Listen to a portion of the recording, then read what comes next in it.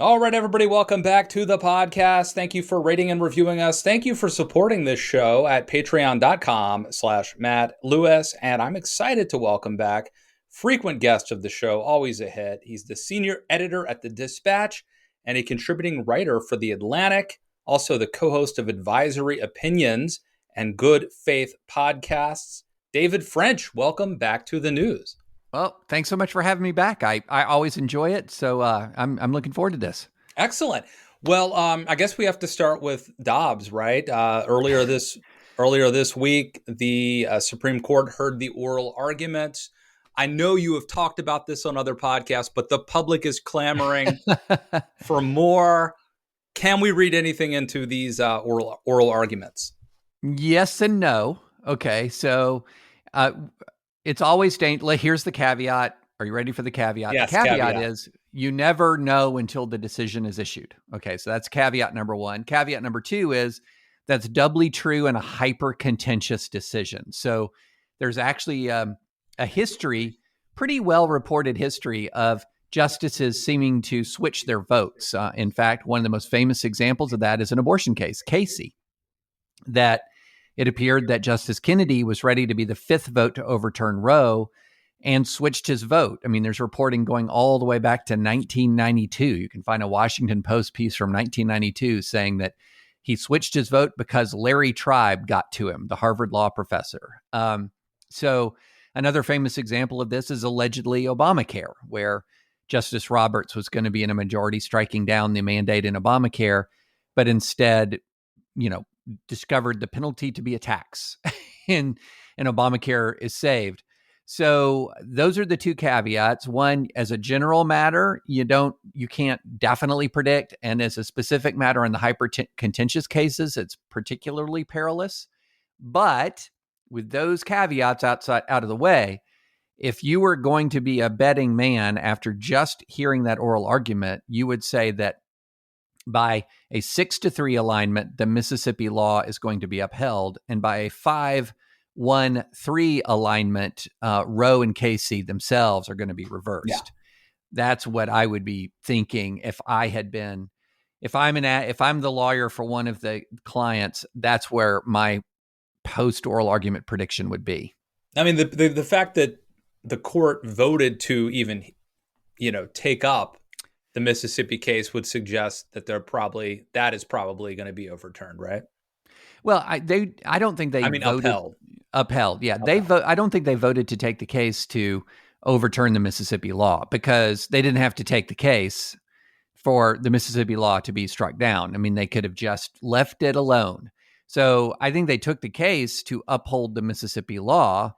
The question is, on what basis? That's the question. And so the more I thought about it, when I first heard they took the case, my first instinct, having been a pro-life advocate and attorney for a long time and having been here before, was I'm just waiting for Lucy to pull the football, right? And so you're saying, okay, I can see a way that Lucy would pull the football here on overturning Roe, and that way is that they would just sort of adjust and tweak the undue burden standard to a point where it's not that. Well, can I stop you?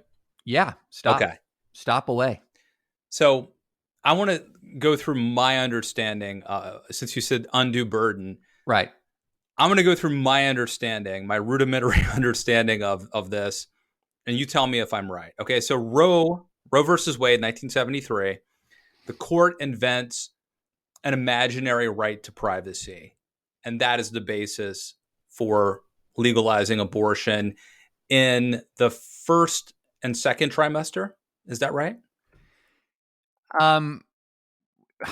It's what it does is it extends the 14th Amendment to cover a right to an abortion and then creates this trimester framework where of shifting governmental interests, in essence, where the government's interest in the quote unquote potential life increases the older the baby gets by this trimester framework. Okay. And then Casey, which is 1992. Right. So it's the governor of Pennsylvania, Bob Casey versus Planned Parenthood. 1992. And that basically says that viability is the question. And viability basically means could the fetus survive outside the womb? And before viability, the question is any regulation, does it create an undue burden for a woman's right to an abortion before viability? After viability, regulations are more tolerable. Am I right? Right. And what's important is pre-viability bans. So undue burden is the undue burden test as envisioned by Casey is not going to permit a pre-viability ban. Okay. And the Mississippi law is a 15-week abortion ban, and 15 weeks is pre-viability. Right. So we think viability when Casey was enacted was what, 22 weeks, 24 weeks? In the low to mid 20s, right? Yeah. But even though technology has gotten better, viability has gotten earlier. There's no way it's 15 weeks. No, 15. It is not 15 weeks. So that's why this is a specific challenge it just doesn't survive Casey unless Casey is modified. And so the more I thought about this case, I thought, well, my initial thought was they'll modify Casey. Okay. That, the Lucy with the football, they're going to modify Casey. They'll just say, okay, a pre-viability ban is going to be okay so long as taken as a whole, the system doesn't create an undue burden on the right of access to an abortion, because the vast majority of people who obtain an abortion do so before 15 weeks. So that somehow the court would say, okay, viability is kind of an arbitrary line anyway, because it's not like if you don't want to carry a pregnancy to term, you can go to a doctor at 25 weeks and say induce, right? So it's not, the viability term is kind of a proxy for something else. It's kind of, we talked about this on our podcast, that the viability line is a little bit weird in a way. It's a kind of, it sort of sounds like it makes sense, but then when you think about it, it doesn't really make sense, because the rule is not that a woman post-viability can just go ahead and ask to be induced, right? And so it's a little bit of an arbitrary line. I assume it's a stand-in for like quickening. Yes, it's like a stand-in for personhood. Sort of, it's a really more of a philosophical line than it is a legal line. It's kind of made up. Is the best way to describe it. Just like the right to privacy. Just like the abortion right in Roe, it kind of made up. And so what I started thinking was, well, if they do a different version of the undue burden test, that's just made up like everything else has been made up. They're just making something up. And the judicial philosophy of a majority of the court is very resistant to just making stuff up. And so the more I thought about it, the more I thought, if they're reluctant to just make up a standard, well, then isn't it far more likely that they would reverse Roe and Casey? And so that's what I was moving more and more towards as oral argument happened.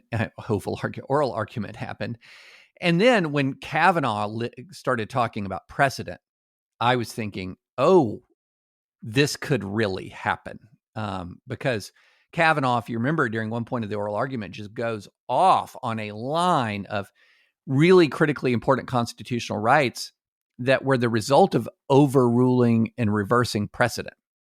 And so if there wasn't going to be a 14th Amendment right to privacy argument that the court was going to buy, then those who are defending the right to abortion had to appeal to stare decisis precedent. And if Kavanaugh, who's considered maybe a swing vote on this, is just going in on precedent, then you're starting to think that, maybe the court here is going to go ahead and realize that any other new standard is just making stuff up again. It really is. It's just making stuff up. And they don't want to just make stuff up. This would be the third time that we've made. Just the third time of here, let's just make law. Right. And I mean, and that has, that doesn't mean, like if you're out there and you're listening and you're pro-choice, there were people who are pro-choice, but like Ruth Bader Ginsburg didn't buy into the court decision on Roe, or she thought it was Right. wrongly reasoned, right?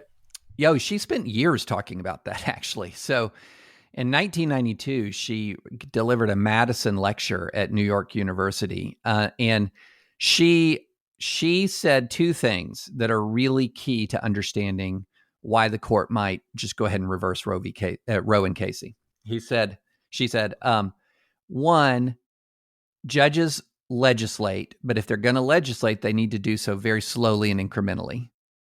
And two, Roe was legislation was the implication, but it was breathtaking. It was breathtaking. It was huge. The court didn't have to do what it did. It could have just struck down the Texas law, which is arguably the most restrictive abortion law in the nation at the time, and just left it at that. Instead, it essentially reordered abortion law in the entire United States of America, all 50 states at once. So on both of those counts, the conservative jurists are going to totally be there. Both of those things, both the legislation point and the breathtaking point, are antithetical to sort of this conservative jurisprudence, which says, wait a minute, we don't legislate. We don't legislate. And if you're going to argue that reversing Roe is somehow judicial activism, no, you've got it all wrong. The actual judicial activism was Roe itself. That's what Ginsburg said, what's breathtaking. And so that is a very, her formulation in 1992, ironically enough, helps people understand, I think, why Roe is in such peril right now. Did you ever meet Norma McCorvey, the I never did. Jane Roe? I was at events where she was at, but I didn't introduce myself. Total loose cannon, man. Oh, yeah. I met her at an American Life League conference in New Orleans in like 99 or 2000. And like, American Life League is to the right of the national right to life. Like they think the national right to life are like squishes. So I was at this like pro-life conference during the day, and then at night I'm on Bourbon Street. Yeah. And I met her there, and she seemed a little interesting, but years later, I forget if it was on Twitter or Facebook, for some reason she started like attacking me or sending me crazy messages. Yeah. Interesting lady. And I'm not sure. I feel like she was just sort of a pawn that was used. I think she might have been homeless or something initially when they found her, and they used her as sort of the test case for this. Yeah, I don't remember all the story. It's a tangled web. It really is. And she is sort of bounced back and forth between sort of being a spokesperson for the pro-life cause, and then ultimately sort of saying she was used by pro-lifers. So yeah, there's been a lot of there were a lot of twists and turns in her story. No question about that. So people are, I put out the bat signal and said you were coming back on the podcast, and I got some tweets, people asking me questions, and I got a few, so I'm going to sort of maybe condense it. I don't want to go through like the midterms, because I think that's, what's going to happen in the midterms. Like number one, we've kind of talked about it. Number two, who cares, right? Like if we've been fighting for this for 50 years, if we can save, unborn lives and lose some midterm seats, like fine, fine, so be it. But the larger question is like the culture of life. Like, are we like winning the political and legislative battle short term, but losing the cultural argument? Well, I think for a long time, the reverse has been true. That if you look at what's happened to abortion in the United States, the pro-life movement has by and large won the cultural battle, and even as it's been very frustrated in politics and law. Yeah. And so if you look at, I think ultrasounds probably were part of it's very complicated. It's not just simply saying, oh, pro-lifers won the argument. No. When you're talking about cultural changes as huge as what we've been dealing with, where the abortion rate right now is lower than it was before Roe was decided. Yeah. And by the way, David, I'm on this hobby horse now, but people don't realize you're right. The abortion rate is way down. There were still 4 times as many babies aborted in 2017, the last year that we have good numbers for, than people who died of COVID in 2020. Right. Yeah. Like It's a lot of as big a deal as COVID is, and now this year may be different because COVID is spiking, but as big a deal as COVID was in 2020, there were probably 4 times as many. If you believe that they're unborn, if you believe that they're unborn children, that 4 times as many died. Yeah. No, that's exactly right. But if you're looking at trend lines, so the abortion rate is lower than it was when Roe was decided. The abortion ratio, so rate is abortions per 1,000 women. So somebody might say, well, women are getting pregnant less. So true. There is a lower rate of pregnancies per 1,000 women, but the ratio of abortion has decreased as well. The ratio is abortions per 1,000 pregnancies. That's plunged. The total numbers of abortions are lower than they were, even though the American population has grown. Okay. So in some states, abortion is now really pretty rare. It's in other states, it's still pretty common. In some states, it's really pretty rare. And this is a consequence of a lot of stuff, like a lot of stuff. Nobody can sit there and say, well, we just totally persuaded America to be more pro-life. Well, there's evidence that we did persuade some people to be more pro-life in the way that the actual decisions that they make when it's an unplanned pregnancy. More unplanned pregnancies are carried to term. But there's also a lot of big cultural changes as well. Increased contraception, delayed marriage, decreased sexual activity amongst teenagers. All kinds of things are adding together.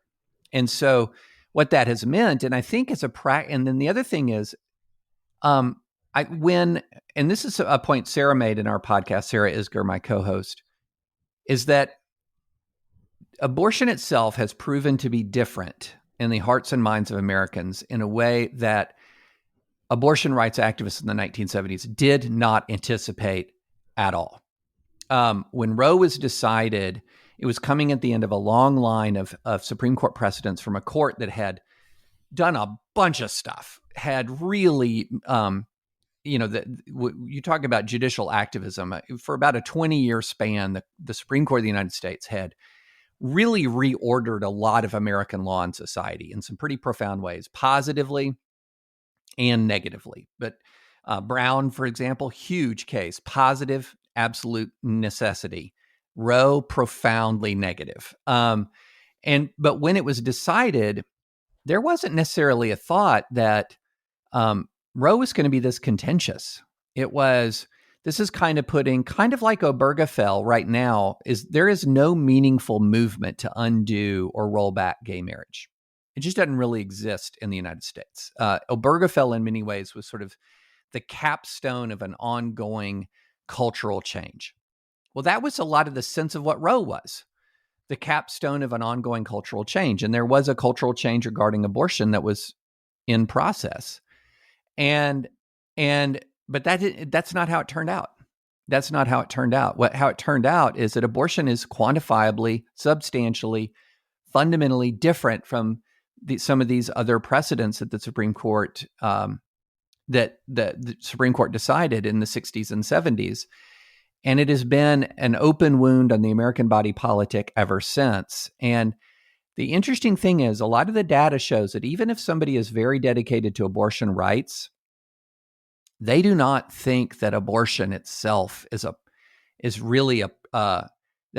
not something that they are necessarily want to talk about. They may not see the abortion itself as a positive good.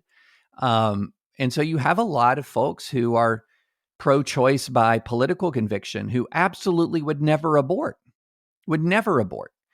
And so that's one of the things that's going on in culture as well. This was not the way the abortion argument was supposed to play out, because it's so fundamentally, substantially different from some of these other issues. And so, what you're reaching, I think, is a point where abortion had diminished by rate and ratio to such a degree that I don't think it is as front of mind for people as it used to be. Yeah.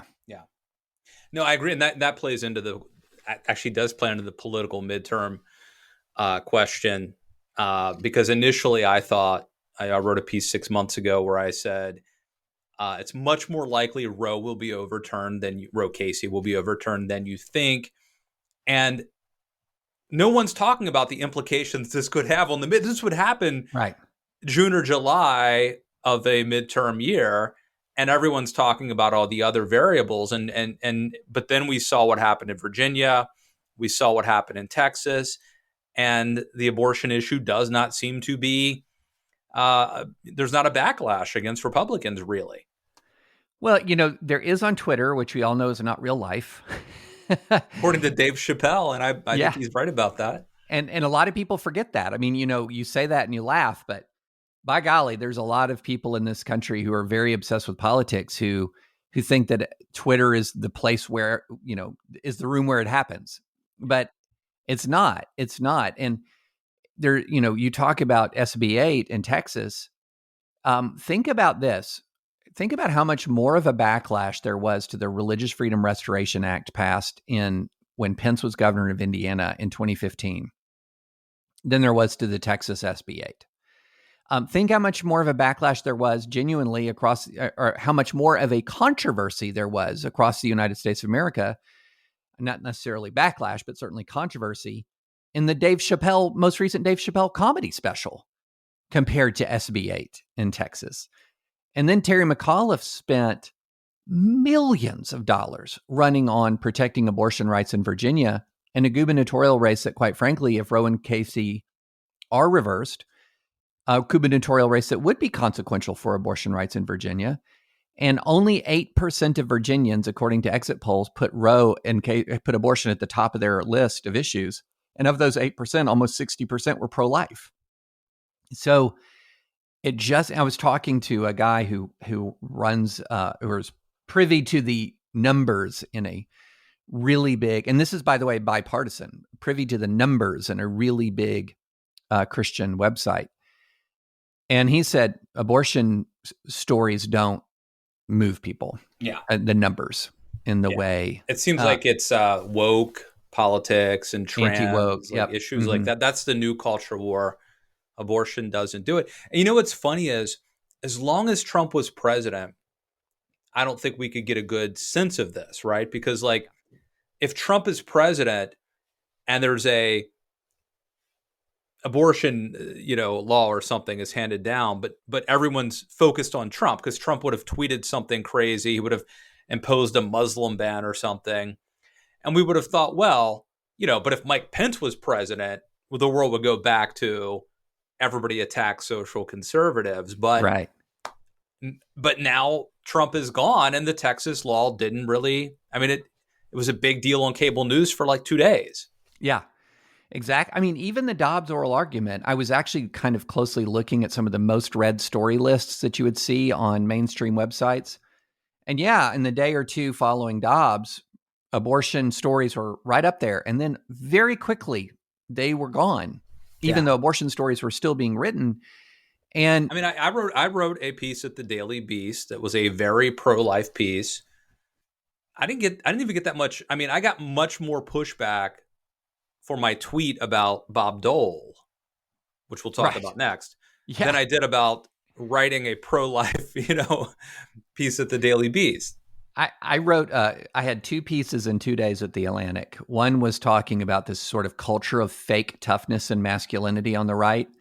And the other one was about the intellectual and philosophical bankruptcy of Roe. So I got 50 times more pushback from the right on that piece about fake toughness and masculinity on the right than I did from the left on my pro-life piece in The Atlantic. Now, my experience is a little bit different. If you talk to some of the women like Karen Swallow Pryor or Tish Harrison Warren who've written pro-life pieces in the New York Times, they've gotten brutal pushback. But I do think women and men are treated differently in this arena. I think a pro-life woman faces more backlash than a pro-life man does, quite frankly, from the left. Do you think that's just because they're deemed as more dangerous to the cause of feminism and abortion, pro-life? seen as, I'm sorry, the pro-choice, the sort of the pro-choice progressive movement. I think that the most backlash you get is from a side that deems you a traitor. Okay. And so I do think that women who, because even though the numbers regarding who's pro-life and pro-choice, I mean, women, there are millions and millions and millions of pro-life women. I mean, it is not like there's this giant gap where women are overwhelmingly pro-choice, and or at least overwhelmingly sort of pro, that pro the current American legal regime on abortion, which is polling on life issues is very tricky. But amongst people who would label themselves pro-choice or pro-life, there are millions and millions and millions and millions of women who are pro-life. But the pro-choice left keeps saying, well, this is women's issue. This is what women want. This is what women want. And a woman says, no, it's not what I want. Amongst a certain subculture that is deemed to be particularly egregious. In much the same way, it's sort of a traitor mentality, in much the same way that people will be far more angry at a never Trump Republican than they ever would be at a Democrat, even they're both never Trump in a sense, right? It's that sort of traitor mentality that Benedict Arnold helps explain all the animosity directed towards Sarah Palin in 2008. Right. I mean, there was very little celebration that this was the first Republican, a woman vice presidential candidate. In other words, breaking another bit of the glass ceiling. That was very little, not a huge part of the national discourse at that time. So yeah, I mean, I do think it's a very different reality, or a different reality for pro-life women, the kind of backlash they face. So I mentioned that Bob Dole tweet. Obviously Bob Dole passed away this week. And I said something to the effect of, like, I hear everyone talking about, what a decent man he was and how heroic he was. And you're going to hear that about George H.W. Bush and Bob Dole. Man, if we just had leaders like that who were this greatest generation. And I said, like, you guys had your chance at that, and you went with a guy who could play saxophone instead. Like quit pining for the good old days when we could have had this, veteran hero, decent guy, because you had your shot and you went with Bill Clinton instead. And then I said, like, I'm not going to say there's a straight line between Bill Clinton and Donald Trump, but, I do think that there's one of the lessons that losing twice to Bill Clinton taught Republicans was that character and experience, for that matter, and military service, are not going to get you elected. And so maybe we'll go a different direction. I got a lot of, we'll call it engagement on Twitter. But what do you think of that? I think there's let's put Bob Dole aside for a minute.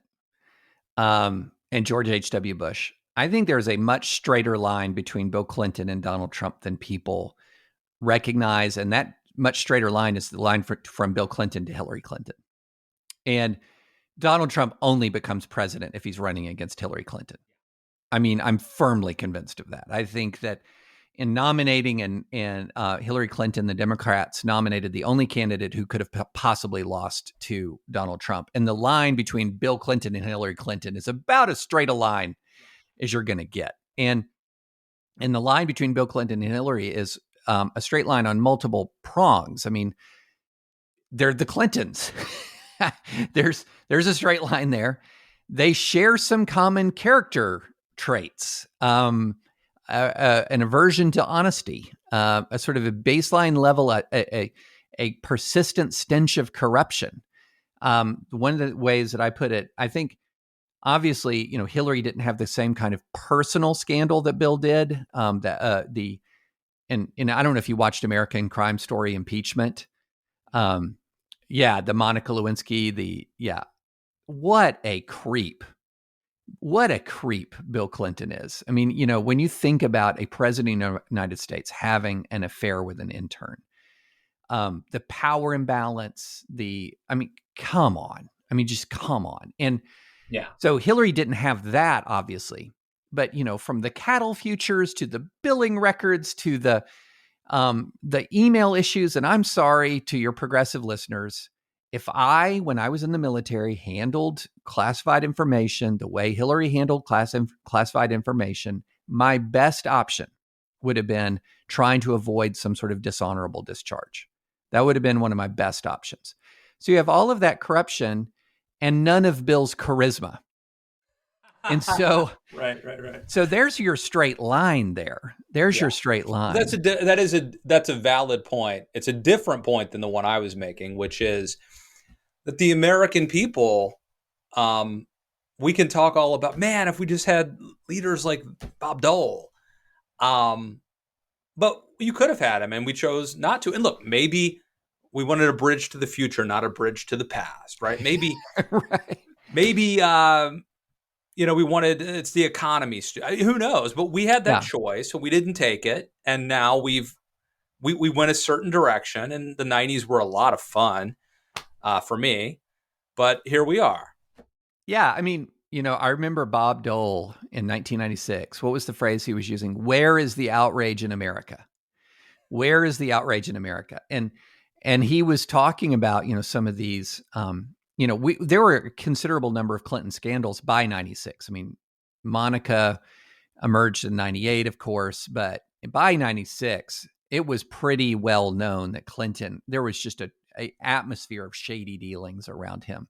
So you would have this, where is the outrage in America? And the answer for a lot of people was, what? I'm doing great. America's at peace. The Cold War is over. We're reaping the peace dividend. I can't remember if we had a surplus in 96 or if we were on the way to the budget surplus, which, can you believe we had a budget surplus? Yeah. So Newt Gingrich reminds me. Yeah. And so does John Kasich reminds me. Yeah. So we have a budget. We're on our way to budget surplus, a level of economic growth. Trump likes to boast about, he had the greatest economy in the history of the world, but the growth and job creation numbers during the height of the Clinton economy were far better than the height of the Trump economy. And the bottom line is Americans just were fine with that. They were fine with that. Now, it doesn't mean necessarily, though, and here's what's interesting to me, it doesn't mean necessarily that they wanted to just keep replaying the Clinton years. So 2000, Al Gore should have won, right? Peace and prosperity. He should have been the George H.W. Bush to the Ronald Reagan, sort of the capstone on two prosperous, peaceful terms. And he loses. And one of the things that he's discovering is that he can't really wrap his arms around Bill Clinton. He can't really do that. So then here you have Hillary, and she runs in 08, and everyone thinks that she's going to win in 08, and she loses. Then it's her turn in 2016, and she runs again, and she loses. And so there's sort of this interesting thing where it seems like the American people might say, don't rock the boat during the presidency, but let's not do that again. Let's not do that again, which might be an interesting kind of lesson in the Trump in Trump world, but we'll see. All right. We lost you there for a sec, but we're back. David, I want to keep it tight today because I know you're busy. You're a busy man. But I want to ask you about Christmas because it's Christmas season, and I just wanted to get your take on anything. It could be the reason for the season. It could be traditions that you were doing this year, or it could be like a remembrance of a special Christmas or a Christmas memory that's dear to you. But I'd love to get your thoughts before I let you go. Yeah, wow, that's a really good question. Unfortunately, from a Christmas tradition standpoint, this is a rough year in the French household because we're in the middle of a construction project in our house, and so it's demolished, which is not and it's being demolished, which is not the greatest way to walk through the Christmas season. But look, I mean, one of the things about the Christmas season that I think is, if we're going to stop and if we're going to really think about it, it is that at the final analysis, at the end of the day, there's a couple of things about it that I think are truly, truly important. One is it is the relatively trite observation of it's the season that reminds us that that not as much as Easter, but in the same way with Easter, that the great victory has already been won. The great victory over evil has already been won.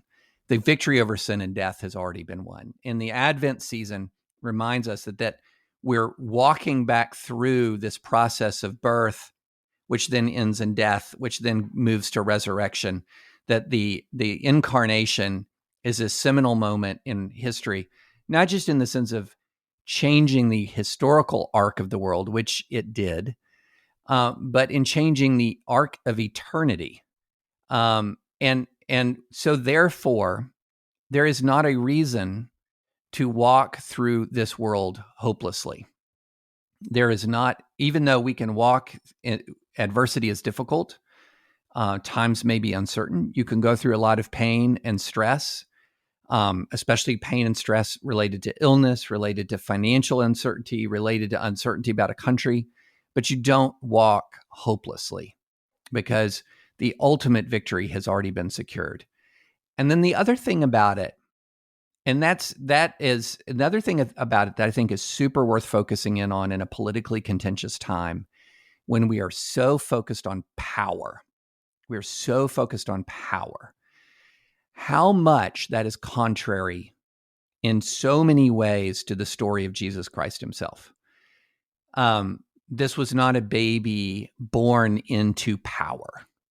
He was born into a colonial backwater. Colonial is the wrong term, but the backwater of a much larger empire to an oppressed people, not in a circumstance of power and privilege, was immediately chased out of his own country, had to immediately flee his own country. Then when he began to develop a ministry, he developed a ministry and surrounded himself with people that no matter how much he would tell them what his kingdom really was, they still believed his kingdom was going to be an earthly kingdom. I mean, right up until the very end, then he's crucified on a cross by the imperial power with just a handful of followers around him.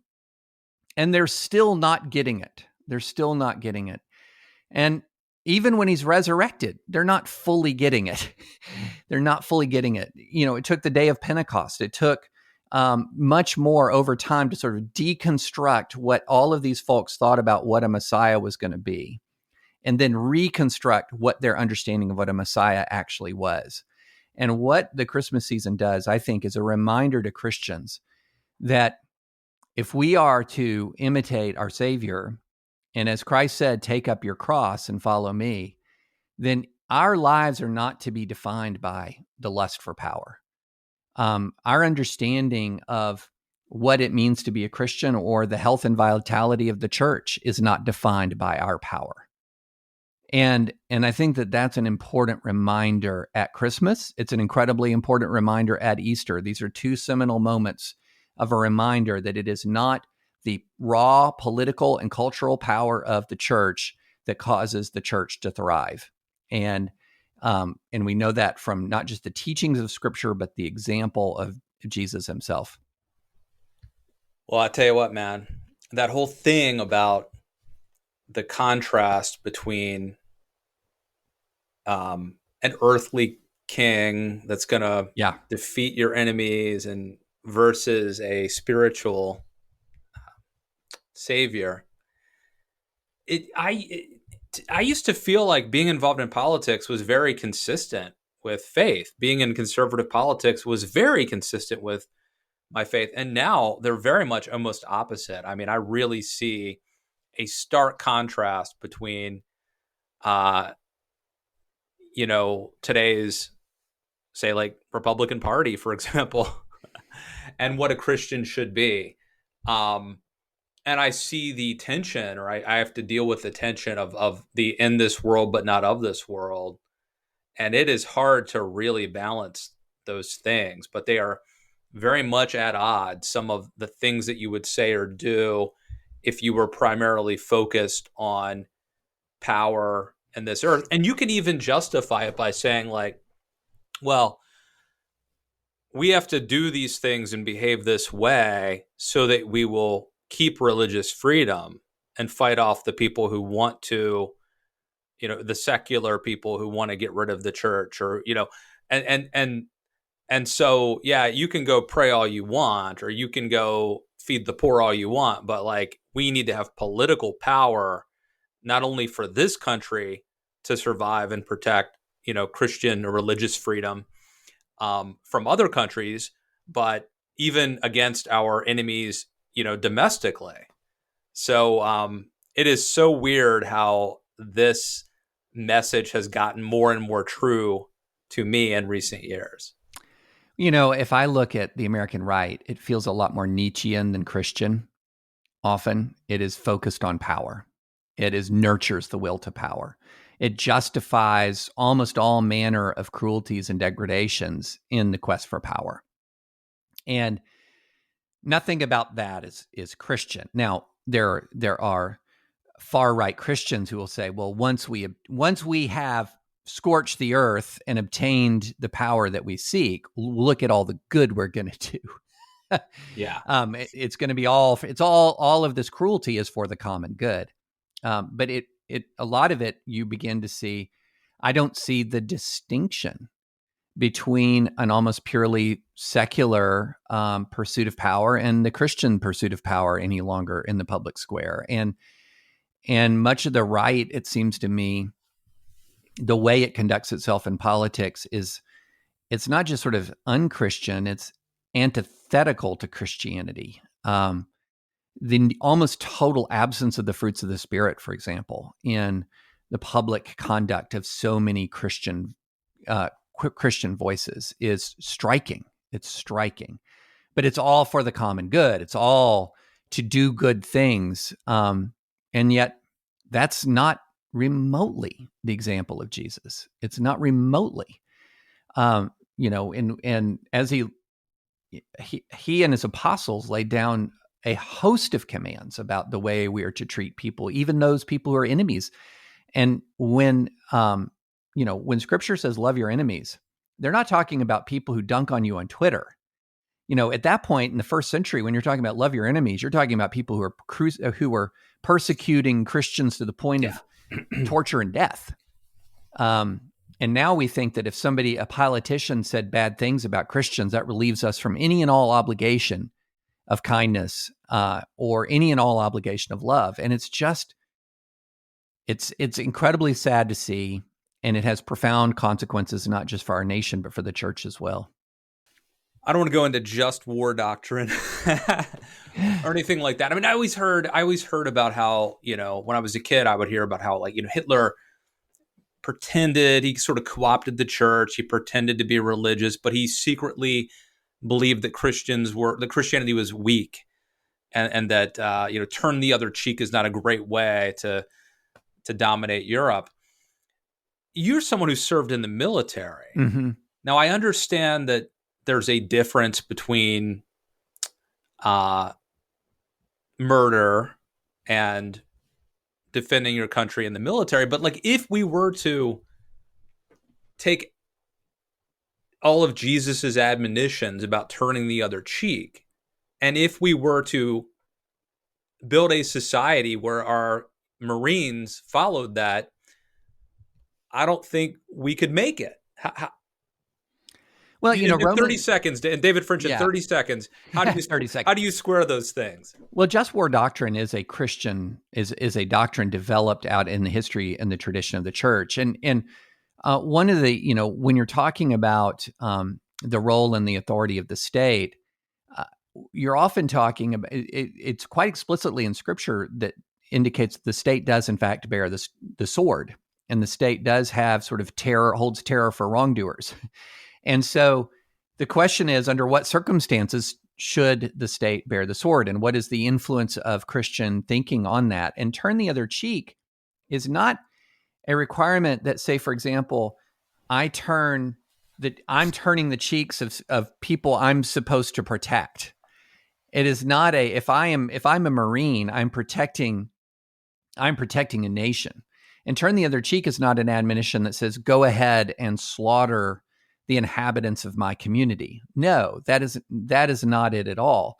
And so I think that when you're talking about just war, there is a legitimate role of self-defense and defense of others in connection with American Christian tradition. And so and then with conduct within war, there is so there's two concepts within the law of war, both heavily influenced by Christian tradition. One is jus ad bellum, which is the reason for war, and then the just cause for war, and jus in bellum, which is the just conduct within war. And so a Christian influenced society is going to resort to war in self-defense or defense of others, just to oversimplify. And it's going to conduct war in such a way that it tries to minimize the consequences of war to innocence. And all of these things are heavily Christian influenced, because this entire idea that a just sovereign is going to be a sovereign that protects his or her people from injustice and exploitation and brutality. And so a just sovereign protects his or her people. A just war is a war of protection, and a just war is conducted within bounds of humanity and as much as war possibly can be. And I agree with all of that. And I think that there's ample biblical precedent from the Old running into the New Testament of the idea that a just ruler, does in fact protect his or her people from injustice and domination and conquest and death. I'm glad we had this talk, David French. This was enlightening for me. I love learning. So thank you for that. And thank you for all you do. How can people read you, follow you on Twitter, all that good stuff? Just follow me on Twitter at David A. French, and you'll get my work at The Dispatch. I'm also a contributing writer for The Atlantic, so you'll get my work at The Atlantic. That's what I use Twitter for. I have what I might call it a hate-need relationship with Twitter. It's not love-hate. It's you and me both. I hate it, but it's also the primary way that new people discover my work. So but yeah, follow me on Twitter at David A. French. If you're not on Twitter, God bless you. You can just go to thedispatch.com and follow us there. You know what's crazy is I've met a lot of really good people. Even though the general atmosphere on Twitter is toxic and negative, I've met great people on Twitter, and many of whom are supporting this podcast. So, it's a double-edged sword. I have as well. And they tend to be, what's unfortunate is they tend to be the voices that they don't dominate the platform. Yeah, true. But I have as well. I've met some really tremendous people on Twitter. Awesome. And if you haven't yet listened to the Advisory Opinions episode where you and Sarah talk about Dobbs, I would highly recommend that. You get into a lot more nuance than we were able to even get to here. Check that out. David French, thank you for coming back on the news. Well, thanks so much for having me.